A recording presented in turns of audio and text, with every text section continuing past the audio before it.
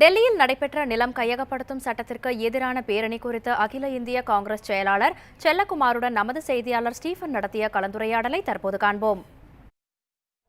தற்போது இன்று மாபெரும் பேரணியானது டெல்லியில் இருக்கக்கூடிய ராம்லீலா மைதானத்தில் நடைபெற்றது. இந்த பேரணியில் காங்கிரஸ் கட்சியினுடைய தலைவர் சோனியா காந்தி மற்றும் துணைத் தலைவர் ராகுல் காந்தி முன்வைத்த கருத்துக்கள் என்ன?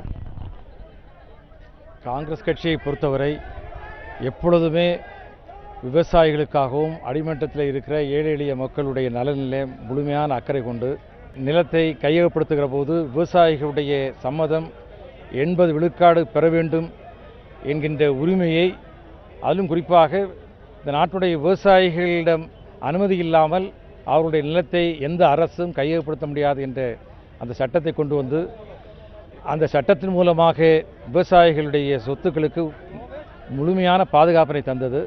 ஆனால் இன்றைக்கு பாரதிய ஜனதா அரசு விவசாயிகளுடைய ஓட்டுகளை வாங்கி மோடி இன்றைக்கு பிரதமரான பிறகு இன்றைக்கு விவசாயிகளுடைய சம்மதம் இல்லாமலேயே மிகப்பெரிய கார்ப்பரேட் நிறுவனங்களுக்கு விவசாயிகளுடைய நிலத்தை கையகப்படுத்தி குறைந்த மதிப்பில் அதனை பகல் கொள்ளை போல அவர்களிடமிருந்து எடுத்து பெரிய முதலாளித்துவத்துக்கு கொடுப்பது என்ற ஒரு சட்டத்தை இன்றைக்கு அமல்படுத்த முன்வந்திருக்கிறார்கள்.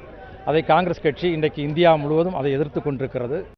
நாடு முழுவதும் விவசாயிகள் போராடி கொண்டிருக்கிறார்கள். தமிழகத்திலும் இதுபோன்ற ஒரு போராட்டமானது மிக விரைவில் நடத்தப்பட இருப்பதாக செல்லக்குமார் அவர்கள் நம்மோடு பகிர்ந்து கொண்டார்.